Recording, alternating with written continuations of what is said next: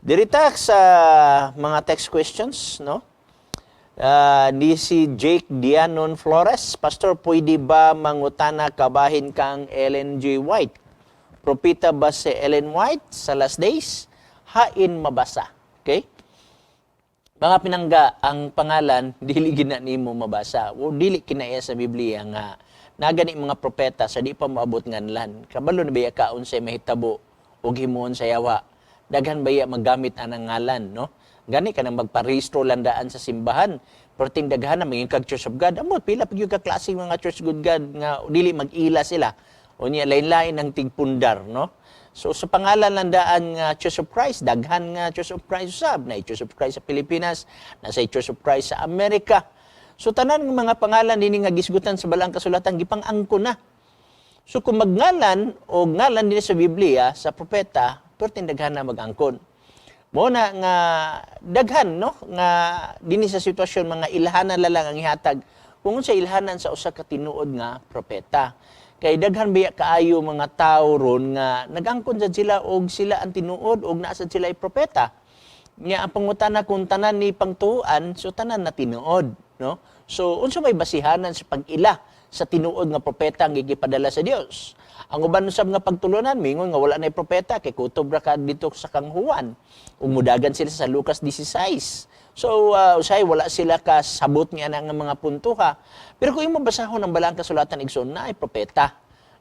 Dinhi sa katapusan mismo human kang Juan Revelador o Juan nga Bautista, naapagyapoy mga propeta. O gani sa panahon ni Pablo, naapagyapoy propeta. Sa panahon sa Kristohanon, naagyapoy propeta. O kung imo tan-awon ang buhat, Kapitulo 11, versikulo 26, muni giingon sa Biblia, og sa iya nang nakit-an siya. Okay, 27 na lang ko, 26. Og siya, iyang nakit-an siya, iya siyang gidala sa Antioquia, og sulod sa tibuok, usa ka tuig sila nagkatigom sa iglesia, og ilang gipanudluan ang usa ka dakong panon sa mga tao, og sa Antioquia, ang tinun-an didto sugdi pagtawag og mga Kristohanon. So, dito sa Antioquia, nagsugod og pagtawag sa Kristohanon sa panahon ni Pablo, no? Panahon sa mga apostoles, wala na si Kristo, ni kayab na. Paingon sa langit, mga more or less 30 years na, gikan sa iyang pagkayab.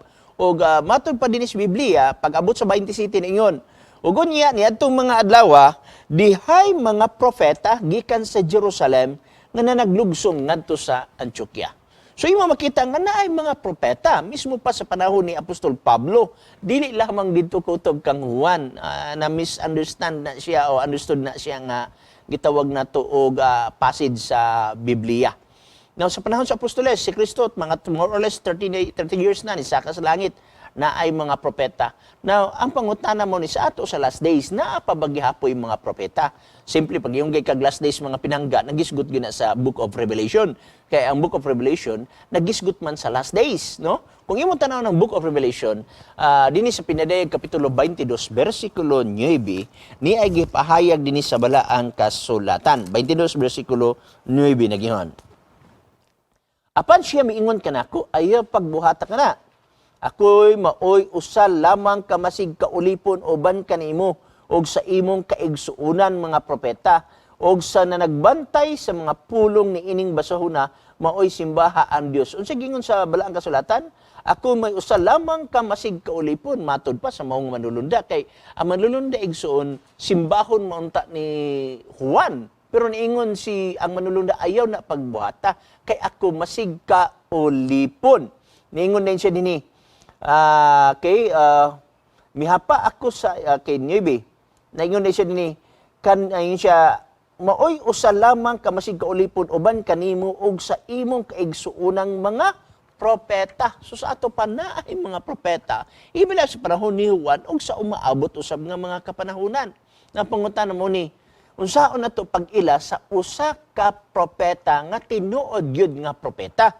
Sama bitas bulawan mga pinangga, daghang kaayo mga counterfeit sa mga bulawan. Unsaon pag-ila sa tinuod nga bulawan? Sama sa kwarta, daghang mga counterfeit ang mao nga kwarta. Unsaon pag-ila sa tinuod nga kwarta? Of course, naay mga ilanan. Okay? Kung wala kay gitawag og ultraviolet nga pag-ila, iagi og hayag, Unya na imo makita didto nga tinuod mo nagdili na ay daghang mga ilhanan sa papel o guban mga forma na ato nang matun-an no, labi nagmangutana ta didto sa bangko. Sa Biblia usab mahibaw-an nimo ang tinuod nga propeta tungod kay naay mga ilhanan dinis bala ang kasulatan. Ug unsa maning mga ilhanan? Tanaw na to, kung ang usa ka propeta dili gani mo pasar ni ini nga mga ilhanan kana di gina gipadalas Ginoo. Okay? Number 1 nga ilhanan igsoon. Arita sa Jeremiah chapter 28 verse 9. Okay? Jeremiah chapter 28 verse 9. Ngoni gingon sa balaang nga kasulatan. Akong basahon. 28:9. Okay, nagingon siya dinhi.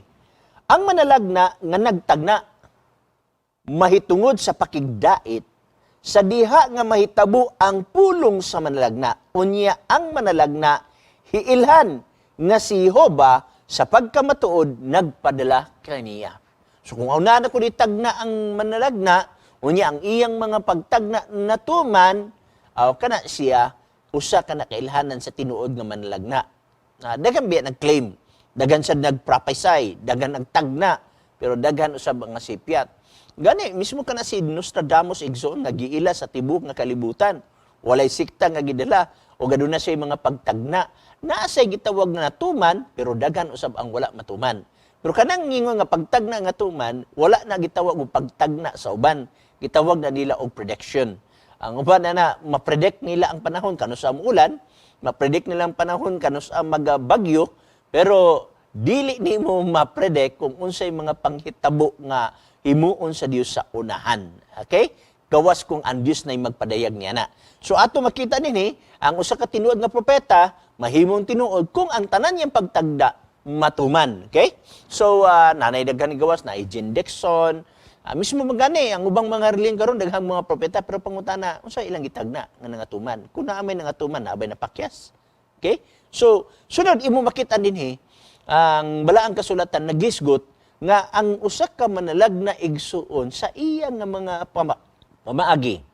For example, arita kan Daniel.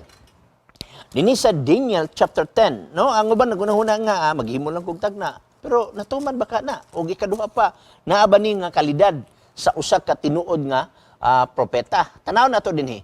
Daniel chapter 10, okay? Sugod ta sa 15. Og sa diha nga nakapamulong siya ni ining mga pulunga kanako, akong giapatubang ang akong naong maingon sa yuta og ako nahimong amang. So, sagang makakita og vision ang usa ka propeta. Daw mahimo siyang amang, meaning wala siya, dili siya kasulti. Pero naay iyang makita through vision mo ni nahitabo ni Daniel. No? Kay experience siya manini Daniel kani atong gibasa dinhi. Sumbayan ta sa 16. Og ani karon ang usa nga ingon sa panagway sa mga anak sa tao mihikap sa akong mga ngabil ug unya akong gibuka ang akong baba ug misulti ug miingon ako kaniya nga nagtindog sa akong atubangan og Ginoo ko tungod sa pananawon nga akong mga kasub-anan midakop. Okay? Kanako og kanako walay nahibilin nga kusog. What ang siyang strength? Pero sa diyang nawala ang strength, ato sumpayan sa pagbasa, kay unsaon sa alagad ni ining akong Ginoo nagsulti ni ining akong Ginoo kay mahitungod kanako sa gilayon walay nahibilin nga kusog kanako ug may gininhawa pa sa nahibilin kanako. Wala siya magginhawa. Now, mo ni ako challenge sa uban nga nag-claim nga adunay propeta. Kamo nga nag-claim nga adunay propeta, igna inyong propeta nga dili siya magginhawa kung makakita siya pananahon. Tanan nato kung sulod sa 30 minutos di siya magginhawa unsa kay may tabo igsuon. Kay dili man basta-basta mag-claim ka unya wala ka nihaom sa balaang kasulatan. Imagine nimo igsuon, giignan kita dinhi, walay nahibilin nga kusog kanyako ni may ginhawa pa nga nahibilin kanako. So makakita siya pananahon, wala siya gaginhawa. Mo na gihatag sa Ginoo nga gasa igsoon nga dili makopya sa unsa sayawa usab. O magani nga kinahanglan ko mag-claim ta nga kita usa ka tinuod nga simbahan unya naay mga pananaw ng atong propeta na ba siya gaginhawa ba siya. Og sunod igsuon, kinahanglan ang usa ka propeta dili mo konflikto sa laing propeta. Kaya naman, ang nagunggong atong laing propeta ang Holy Spirit man. Unya ang nagunggong sa bag-o nga propeta ang Holy Spirit. Na kung pananglita doon ay bag-o nga propeta, konflikto ang iyang gistorya dito sa pikas propeta na naunsa na siya. Unsa na mahitabuan na. Unsa na kailangan nga dili tinuod. Mo man gani ang Isaias kapitulo 8 igsoon imo makitaan kung unsay mga prinsipyo nga gihatag ang gitawag nato og balaan nga kasulatan dinhi nga kung imong lantawon 20 ngadto sa kasuguan ug sa pagpamatuod kung sila dili man nagsulti sumala nining pulonga sa pagkamatuod walay kabuntagon alang kanila. So kinahanglan ang usa ka propeta kung nagwalig kasuguan ang niagi nga propeta, kining usa ka propeta dili magwali nga wala na isugo.